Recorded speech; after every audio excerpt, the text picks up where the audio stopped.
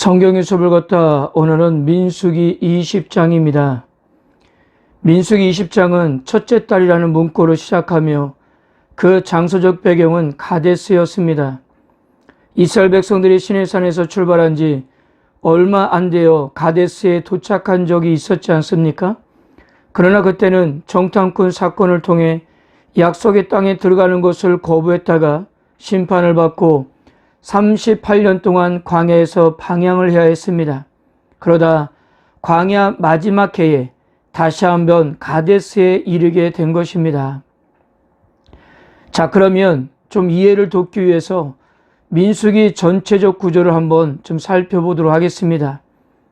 1장에서 10장까지가 출애굽 1세대의 가나안 여행 준비, 11장에서 15장은 출애굽 1세대의 실패와 희망, 16장에서 19장은 반역 세대의 소멸, 20장에서 25장은 출애굽 2세대의 실패와 희망, 마지막 26장부터 36장까지는 출애굽 2세대의 가나안 입성 준비를 이렇게 보여주고 있습니다. 보시다시피 민수기는 매우 짜임새 있는 구조로 이렇게 이루어져 있는 것을 볼 수가 있습니다. 바로 앞 단원인 16장에서 19장은 이스라엘 백성들이 광야 생활의 두 번째 해로부터 마지막 해인 40년 기간 동안 겪은 대표적인 사건들과 그때 주어진 율법들을 담고 있는 것이고요.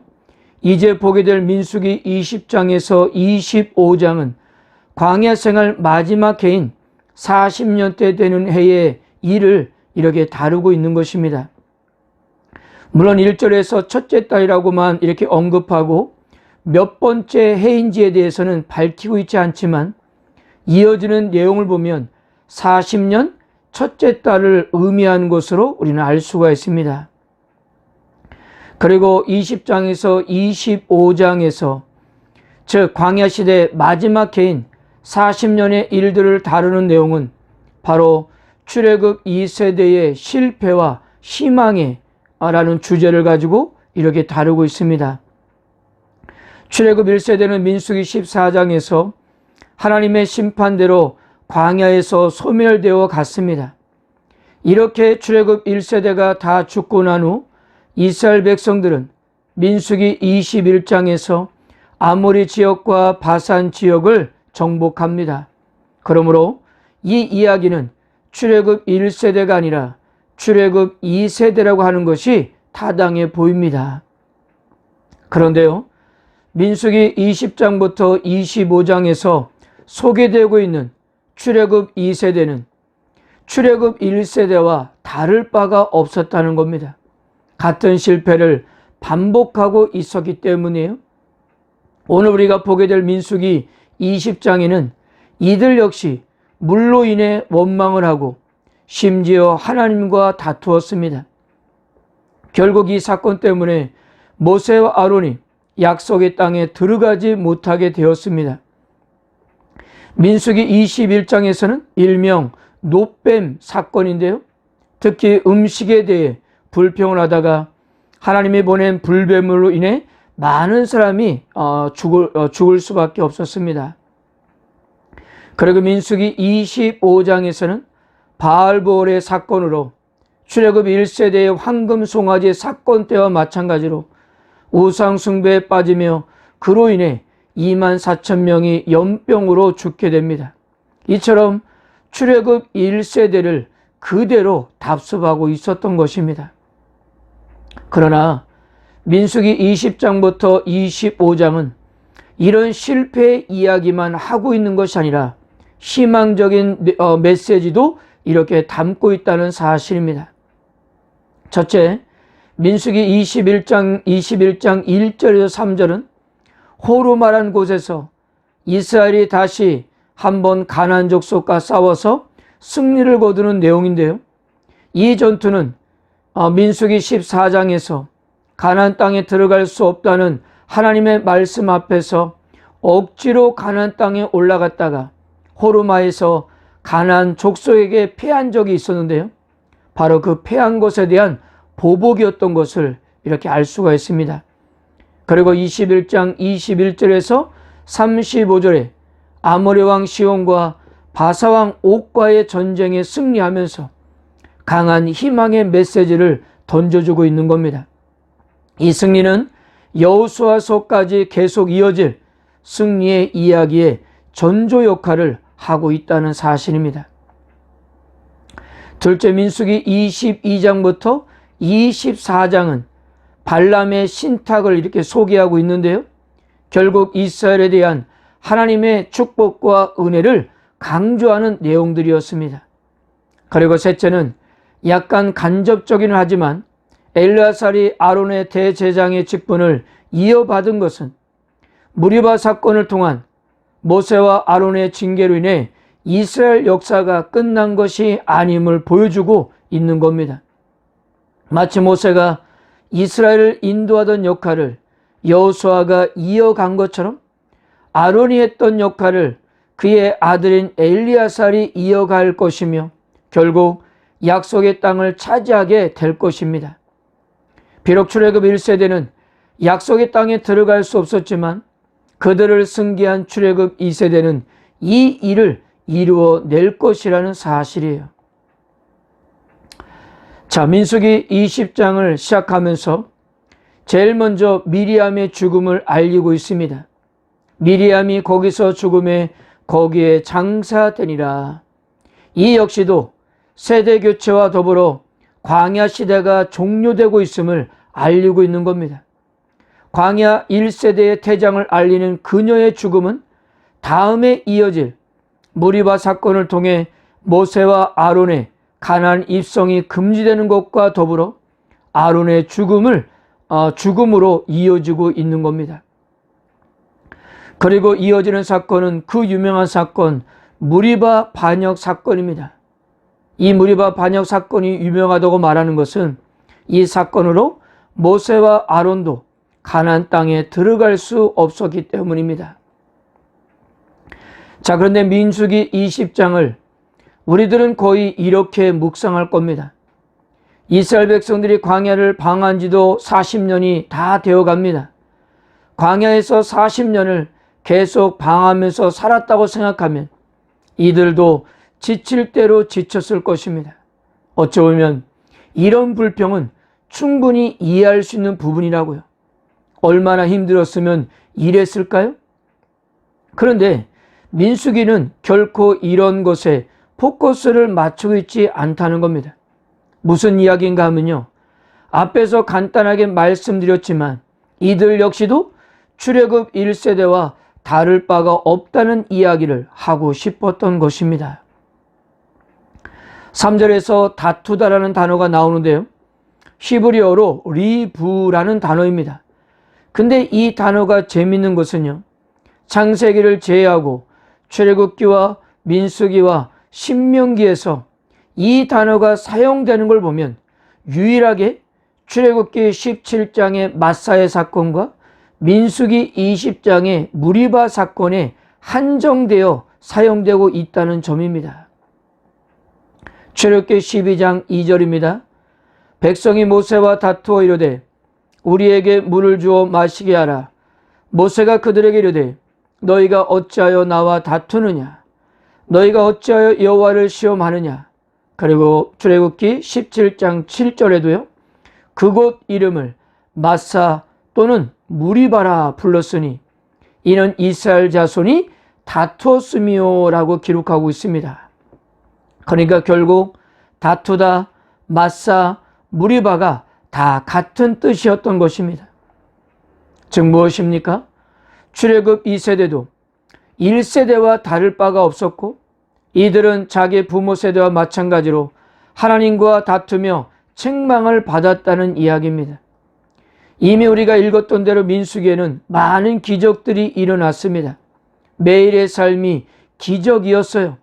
그러나 그들은 조금이라도 어려움이 찾아오면 하나님을 신뢰하지 못했던 것입니다. 출애굽 1세대와 같은 나쁜 습성을 그대로 답습하고 있었던 거예요. 그래서 이들이 하나님의 백성이 되고 가나안 땅에 입성할 수 있었던 것은 하나님의 은혜밖에는 설명할 길이 없는 것입니다. 그래서 하나님께서는 모세에게 이렇게 지시하셨습니다. 8절입니다. 지팡이를 가지고 내 형 아론과 함께 회중을 모으고 그들의 목전에서 너희는 반석에게 명령하여 물을 내라 하라. 내가 그 반석이 물을 내게 하여 회중과 그들의 짐승에게 마시게 할지니라. 근데 여기서 모세는 이스라엘 백성들의 40년 동안에 지긋지긋한 불평에 질렸던 것일까요? 그만 폭발하고 말았습니다. 이제 더 이상 인내하지 못하고 결국 해서는 안 되는 실수를 범하고 말았습니다. 10절에서 11절입니다. 모세와 아론이 회중을 그 반석 앞에 모으고 모세가 그들에게 이르되 반역한 너희여 들으라. 우리가 너희를 위하여 이 반석에서 물을 내랴 하고 모세가 그의 손을 들어 그의 지팡이로 반석을 2번 치니 물이 많이 솟아나므로 회중과 그들의 짐승이 마시니라. 하나님께서는 모세에게 반석에게 명령하라고 하셨는데 모세는 분노하면서 반석을 2번 쳤습니다. 결국 모세와 아론은 하나님의 말씀대로 행하지 않고 더 중요한 하나님의 거룩함을 나타내지 못했던 겁니다. 본문에는 구체적인 묘사가 없지만 시편 기자는 여기에 대해서 이렇게 기록하고 있습니다. 시편 106편 33절입니다. 이는 그들이 그의 뜻을 거역함으로 말미암아 모세가 그의 입술로 망령되이 말하였음이로다. 거기서 인내하지 못하고 하나님의 영광을 드러내지 못했던 것입니다. 결국 하나님께서는 이렇게 결정하셨습니다. 12절입니다. 여호와께서 모세와 아론에게 이르시되 너희가 나를 믿지 아니하고 이스라엘 자손의 목전에서 내 거룩함을 나타내지 아니한 고로 너희는 이 회중을 내가 그들에게 준 땅으로 인도하여 드리지 못하리라 하시니라. 그리고 아론의 죽음 앞에서도 이 결정에 대해서 이렇게 말씀하였습니다. 24절입니다. 아론은 그 조상에게로 돌아가고 내가 이스라엘 자손에게 준 땅에는 들어가지 못하리니 이는 너희가 무리바 물에서 내 말을 거역한 까닭이니라. 여기서 거역하다는 단어가 히브리 말로 마라라는 라고 하는데요. 이 단어는 10절에서 모세가 불평하고 있는 이스라엘 백성들에게 사용했던 반역한 너희여 들으라고 할 때 이 반역하다는 단어와 동일한 단어입니다. 즉 무엇입니까? 하나님은 모세가 이스라엘 백성들에게 했던 말을 모세와 아론에게 적용시키고 있는 것입니다. 즉 이 일로 오히려 모세와 아론이 하나님 앞에서 반역한 자가 되었던 것입니다. 그리고 민수기에서는 모세와 아론이 가나안 땅에 들어가지 못했던 것은 민수기 14장 가데스 바네아에서 출애굽 1세대가 가나안 땅에 들어가지 못했던 이유와 똑같다고 했습니다. 하나님께서 모세와 아론에게 너희가 나를 믿지 아니하라고 하셨는데요. 민수기에서 믿지 않았다는 표현을 사용하는 유일한 본문은 바로 민수기 14장 11절입니다. 여호와께서 모세에게 이르시되 이 백성이 어느 때까지 나를 멸시하겠느냐. 내가 그들 중에 많은 이적을 행하였으나 어느 때까지 나를 믿지 않겠느냐. 이 믿는다는 단어는 모세 오경에서 총 15회가 사용되는데요. 이 중에 이스라엘 백성이나 어느 개인들이 실제로 하나님을 믿지 않는 것에 대한 표현으로 사용한 경우는 민수기 14장의 정탐꾼 사건과 민수기 20장의 무리바 사건뿐이었습니다. 무엇을 말하고 있는 걸까요? 이스라엘 백성들이 하나님께서 보여주신 수많은 표징과 능력에도 불구하고 약속의 땅으로 들어가지 못했던 것은 하나님을 믿지 않는 그들의 불신앙 때문이었는데요. 이와 마찬가지로 모세와 아론 역시 모리바 사건을 통해 보여준 불신앙, 즉 하나님 말씀에 대한 거역을 통해 동일한 운명을 겪게 되었다는 것입니다. 구약학 교수인 세일 해머라는 사람은 민수기의 이 본문에서 율법의 본질이 무엇인가를 확실하게 볼 수 있다고 했습니다. 즉 율법의 본질은 믿음이라고 했어요. 하나님의 말씀을 믿고 순종하는 거라고 했습니다. 사랑하는 성도 여러분, 우리들은 너무 편안할 때 하나님을 잃어버리지 않습니까? 그런가 하면 너무 고통스러울 때도 하나님을 믿지 않습니다. 그러나 참된 믿음이란 것은 편안할 때나 고통스러울 때나 절망의 자리에서도 하나님의 말씀을 신뢰하고 순종하는 것입니다. 우리는 광야 같은 이 세상에서 갖가지 일에 부딪힐 수밖에 없습니다. 이럴 때 하나님을 신뢰하고 신실하게 믿음으로 나아가는 겁니다. 이때가 우리의 믿음들이 가장 빛나지 않겠습니까? 그리고 하나님께서는 우리의 그러한 믿음을 지금도 보고 계시다는 사실입니다.